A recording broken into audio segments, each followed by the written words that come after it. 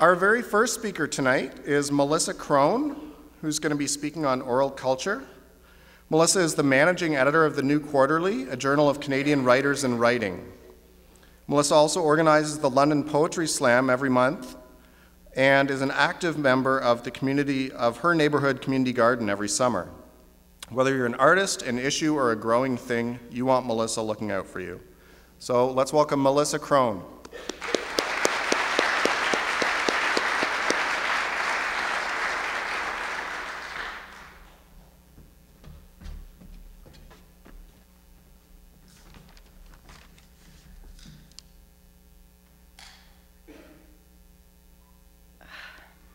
In December 2004, the Boxing Day tsunami killed over 230,000 people in 14 countries. The Moken, a tribe of less than 3,000 people, commonly referred to as sea gypsies, were living on the beach at the time. Their village was erased by the ocean, but only one single Moken was killed, a disabled man unable to flee. It was the first tsunami the area had seen in over 500 years, but the Moken were able to recognize the signs it was coming because of stories they'd passed down over 25 generations without any written record.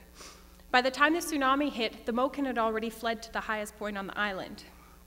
That's the power of oral culture. Every society that exists today has its roots in oral culture, but somewhere along the way we traded telling stories around a campfire for sitting around the glow of a TV set, letting other people tell our stories for us. We traded a community for a nuclear family and forgot how to live.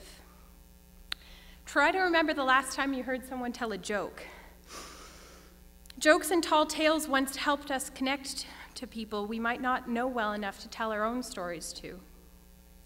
They fell out of favor when we stopped talking to strangers, but deep inside of all of us, I think we have an ingrained, innate desire for oral culture. Don't believe me? You're the ones here to listen to 21 people talk about things they think are important. The odds are pretty good that you heard on Twitter that all the cool kids were going to be here tonight. A lot of people have called social media a second orality because it allows people to have conversational interactions across boundaries with many people.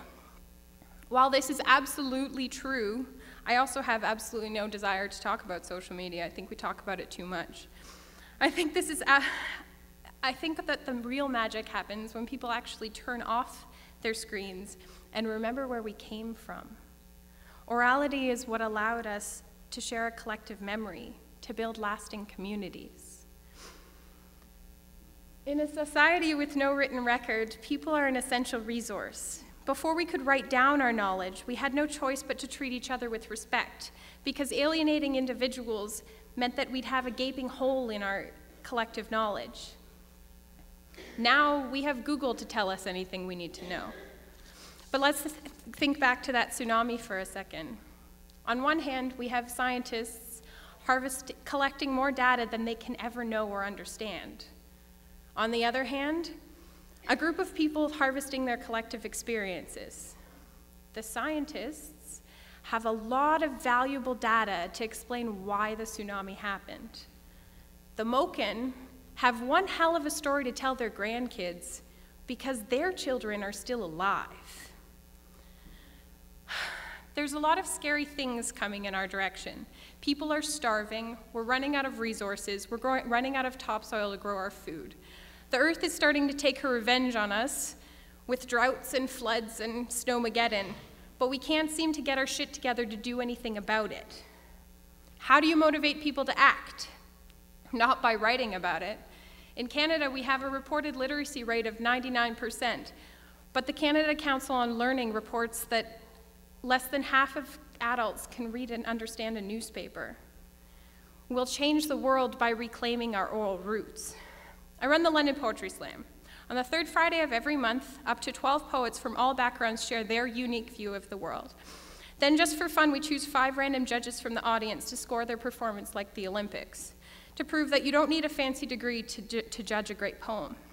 We've had trust fund students and homeless punks and retired hockey fans, and the more time I spend with spoken word poets, the more I think these cats are gonna change the world. They've found their voices. They're not afraid to talk about big issues and their own personal experiences. They inspire each other, and they inspire their audiences, many of whom thought that they hate poetry, but they sure love to hear it. I heard somewhere that the first step towards world peace is people meeting each other. The second step, I think, is learning how to listen. It happens at every slam, and I'm willing to bet it's going to happen here tonight. Thank you.